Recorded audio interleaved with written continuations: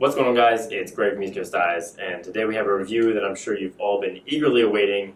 It is the Warp Pro review. So a while ago we reviewed the original Warp right when it came out, the first one they ever made, and it was really controversial. Since then, people have kind of gotten used to it. It's simmered down a little bit, and they've made it much better since then as well, which really helps.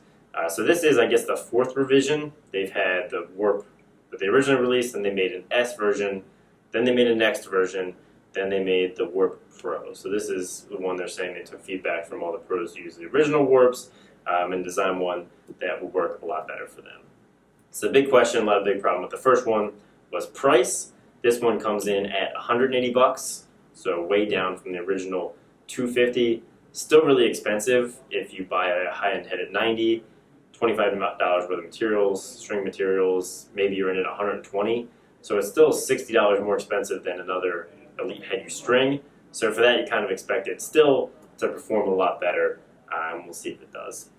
So comparing it to the first Warp that we had, this is the same exact piece of plastic, which I talked about before, is basically an Evo 4 with the string holes taken out.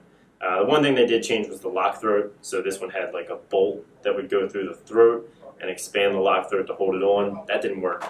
They took it out, so now these are just a couple of fingers that go into the shaft, help hold it on a little bit better, which I do like. I didn't like the mechanism. I think this simpler one does work a lot better. So obviously the big change here is going to be the pocket. For those of you who didn't see the Warp original review, what they have here is a head permanently and directly molded with the pocket. That means that they are inseparable and you can't change it or adjust it once you buy it. It is what you have, and then you can't restring it or change it or do shooting strings.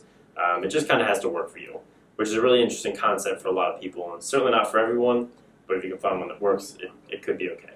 So looking at the pocket changes compared to the first one, there are a lot of improvements. They kept the top and the outsides relatively the same. They did switch this attachment material. This one was a yellow Kevlar, which was kind of ugly and off-putting. This is a new material on the outside that comes in white, which is really nice. Looks more like a regular stick.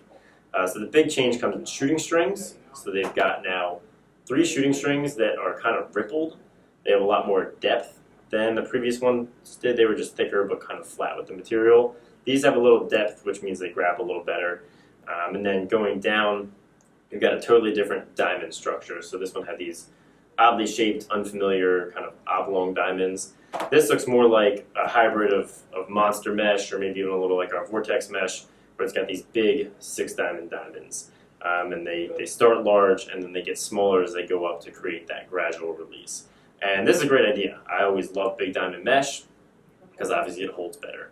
One of my favorite things that they've done here is created this very large diamond here at the bottom.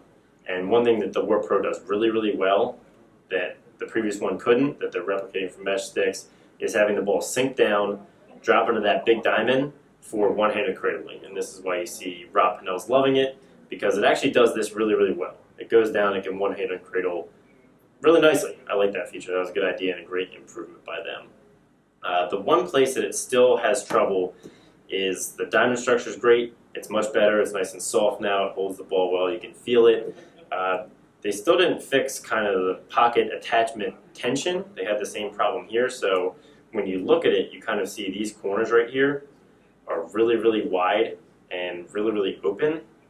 And most of the complaints are that when you put a ball in, you can feel it kind of swirl around in here and has a tendency to want to escape out these corners because it's so loose out here that can make it inconsistent where it can come out the side as opposed to straight down the middle. So really they need to kind of pinch down these outside parts, tighten it up right here where the flare is, and that would give it a little channel and make it hold much better. So comparing the Warp Pro to this is an Evo 4, so pretty much the same exact piece of plastic, strung with a similar pocket with Vortex. You can see on these corners, they're still very, very flat, and what that does is drive the ball straight out the middle of the pocket and make sure it doesn't get up here on these corners where it's really, really tight. So that's something I recommend in the first one. They obviously still don't have that figured out. It's still kind of very loose up there, which is the main reason that I could probably never play with this in a game. Definitely has more hold than the first one. I can fake better, but but still not. I don't think that if I were to do like a toe drag or a fake or any kind of move in a game that was pretty fast, that it would stay in all that well because I'm used to so much more hold. This does come in a couple whip variations. I have the whip 1. It also comes in a whip 3. Only one pocket placement, so that's this mid-low. And the way they're adjusting the whip is through these shooting strings. So I think the whip 1, this has a lot more tension than this one. And the whip 3, they just add more tension at the top just to make it snap out a little bit earlier and give it a little more whip. This is okay. Shooting strings are not the best way to add whip. The tighter you make them, the more inconsistent your pocket will be. But it is nice that they have different whip options because the other ones really didn't whip that much. And the big improvement that people hated was this one clicked off the top. It would hit the plastic every time. But now with this new tension, I'm finding that it's never hitting off the plastic, which was a big pet peeve of mine from the first one that I think everyone hated. I'm really glad they fixed. So now it's snapping off this little release point and these shooting strings really well. No more plastic click.